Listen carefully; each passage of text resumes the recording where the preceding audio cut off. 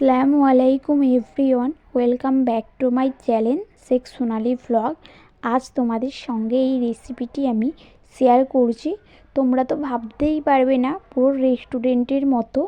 তোমরা একবারে দেখে নাও, বাড়িতে তোমরাও খুব সহজে বানিয়ে নিতে পারবেন। এর জন্যে আমি নিয়ে নিচ্ছি কিছুটা পরিমাণ বাঁধাকপি, 2টি টমেটো, 1টি আলু, 2টি কাঁচা লঙ্কা আর 4টে রসুনের কোয়া। আমি টমেটোটি মাঝখান থেকে একটু কেটে নিচ্ছি।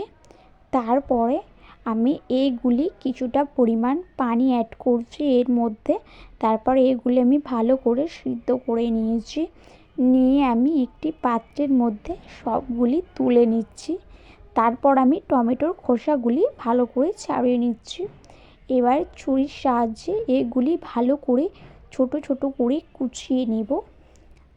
তারপর বাঁধাকপি, আলু সব একইভাবে আমি এইরকমভাবে ছোট ছোট কুচিয়ে নিচ্ছি। জানো তো, আমি একবার রেস্টুরেন্টে খেয়েছিলাম। আমি তো ভাবতেই পারিনি এই সবজি নিয়ে এত সুন্দর একটি খাবার বানিয়ে দিয়েছে। তারপরে এটি আমি বাড়িতে একবার ট্রাই করলাম এবং রেসিপিটি তোমাদের সঙ্গে শেয়ার করছি। তোমরাও একবার বাড়িতে বানিয়ে দেখতে পারো। তারপর চুলায় একটি প্যান বসিয়ে দিয়েছি। এর মধ্যে কিছুটা পরিমাণ তেল দিয়ে আমি 2টি শুকনো লঙ্কা কেটে দিয়ে দিয়েছি। তারপর আগে থেকে কুচিয়ে রাখা পেঁয়াজ কুচি দিয়ে যখন ব্রাউন কালার হয়ে গিয়েছে, আমি একটু আদার পেস্ট দিয়ে ভালো করে নেড়ে নিলাম। এবার রসুনের পেস্ট দিয়ে দিয়েছি।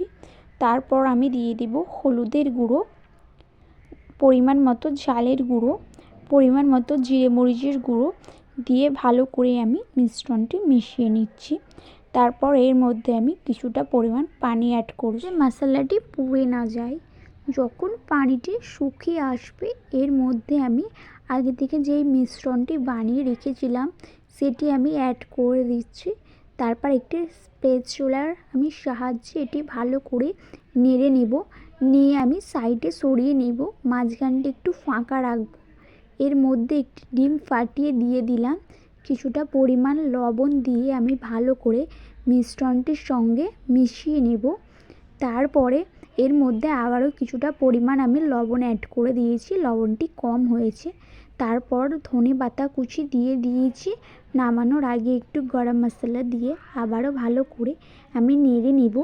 তারপরে একটি আমি পাত্রের মধ্যে এগুলি তুলে নিচ্ছি। তুলে নিয়ে এবার ভালো করে আমি সুন্দর করে একটু ডেকোরেশন করে নিয়েছি। উপর থেকে 2টি আমি শুকনো লঙ্কা দিয়ে দিয়েছি। দেখো, পুরোপুরি রেস্টুরেন্টের মতো। তোমাদের ভালো লাগলে বাড়িতে একবার ট্রাই করতে পারো। রুটি বা ভাতের সঙ্গে এটি সার্ভ করতে পারো।